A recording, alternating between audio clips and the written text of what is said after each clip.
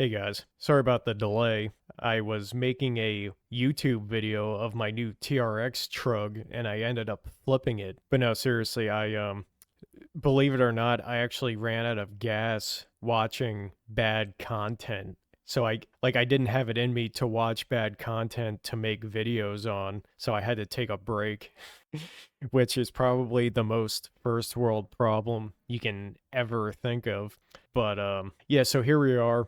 The video that I'm gonna be commenting on is pretty old at this point. I mean, like in YouTube terms, because it was like 10 days ago. The Andrew Schulz, Joe Rogan Experience. They just talk about the people in the Rogan sphere. They just talk about the same stuff over and over and over again.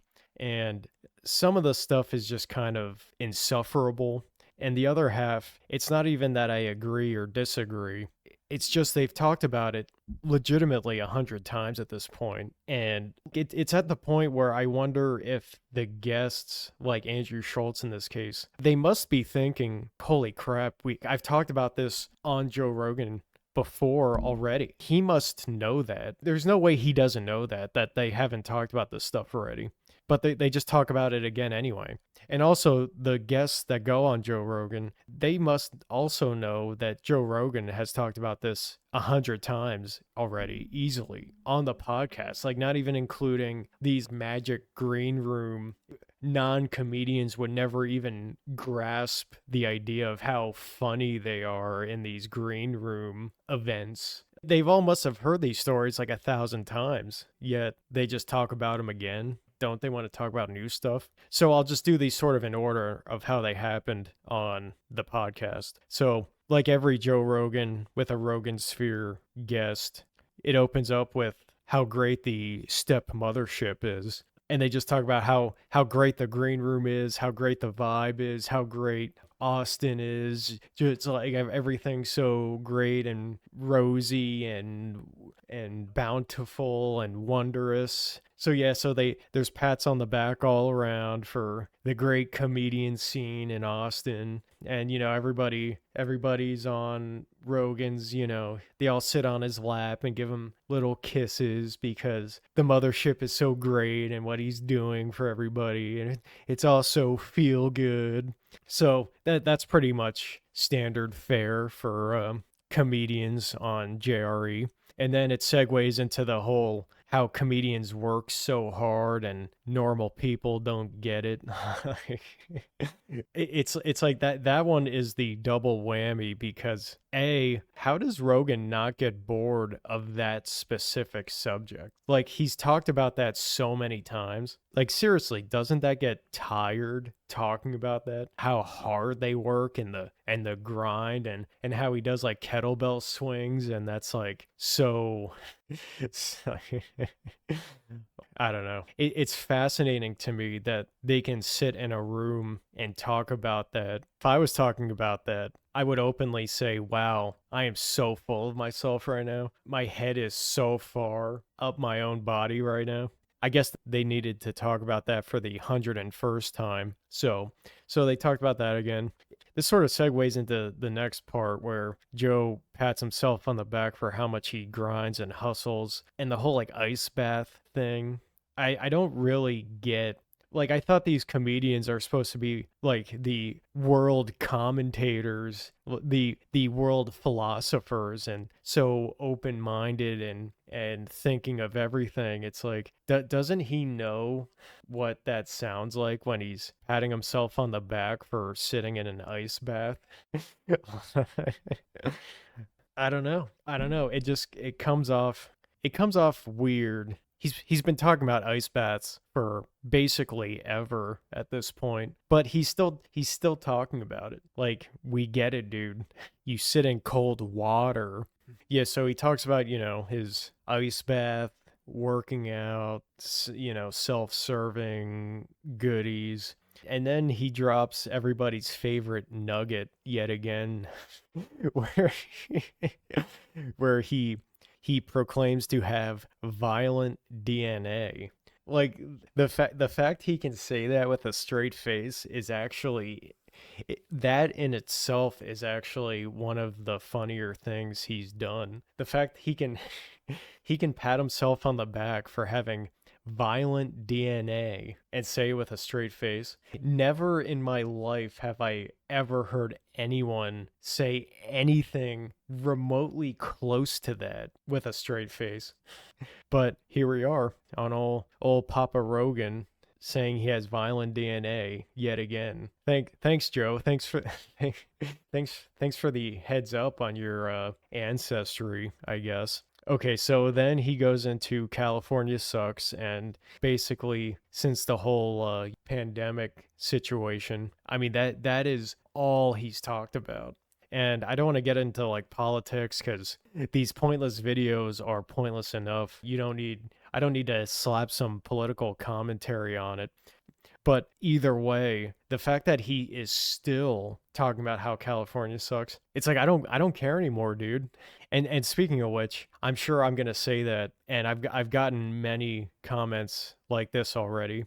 They say, "Well, if you don't like it, why are you listening? Just stop listening, bro." And it's like, well, how am I gonna make these crappy videos if I don't listen to the stuff to begin with? But anyway, yeah, so he talked about the whole California sucking thing again. Okay, and then they go into AI, which AI is like a newer topic, but I think it's already safe to put that in the overdone on JRE section because it's like every day he talks about how the world's gonna end or there's going to be crazy stuff, and there will be stuff that is pretty revolutionary. I'm not going back to the California thing. It's not even that I agree or disagree. It just hearing him talk about it just gets so freaking old, dude. Like, and then he goes into free speech, which is another overdone Jerry topic. This whole like fake censorship thing is just it's interesting. Like it's interesting hearing their perspective on it. Like how many comedians actually got canceled? I'm trying to think. Like Segura he got like a slap on the wrist, but then he went on JRE and his numbers like rubber banded the other way anyway. This is a topic for another video, but that's the game all these comedians are playing now. They want to get canceled, so then they just end up on JRE and get a huge boost to their numbers anyway. It's like that's the real game now. You want it to look like you get canceled, so Joe invites you on the podcast to get your numbers up. Like this is a topic for a whole other video, but I have a theory that these comedians only put out specials to get on Joe Rogan, and that's where the money is. The money is getting on Joe Rogan, not the special. So they just released the special to get on Rogan to get the money. But anyway, so this whole free speech thing, I mean, like, and again, like, am I for free speech? Yeah, of course. But this whole comedian thing, acting like they're pariahs, in a world that hates them, it's like, yeah, okay, dude. You're all making plenty of money except for Brendan Schaub. So, so I think we can put this whole like free speech topic, to rest for a while until it's like a real issue. And then the part where I was just like, all right, I'm tapping out.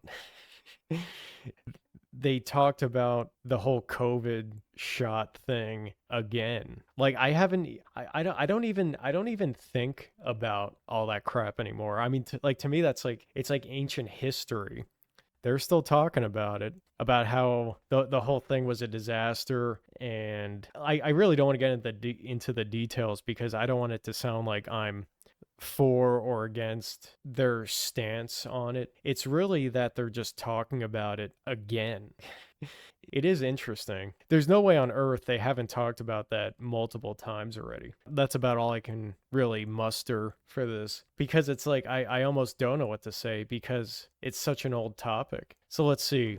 I went over 8 things And in the first like 2 hours of that podcast, they talked about 8 things that there's no way on earth they haven't talked about already. Like, I would say 90% of the actual things that they said, it's like it's not even old subjects with like new information. It's old subjects with old information that they've just rehashed. This podcast with these Rogan Sphere comedians, it's really at the point where they could just go into AI and just type in, "Hey, I want a podcast with Joe and Andrew Schulz talking about COVID boosters and free speech," and just spit out, like a 2-hour podcast. Like, they wouldn't even have to do anything anymore.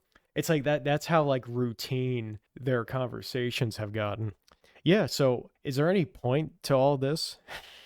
Not really. I guess it would be nice if they actually talked about something new and interesting, but I guess when you're in front of a microphone for 4 hours a day, you can only talk about so much before you just fall back on routine stuff. So that was the video. Hopefully, I get another video out in the very near future, but we'll see. So that was it, and until next time, I will see you guys later.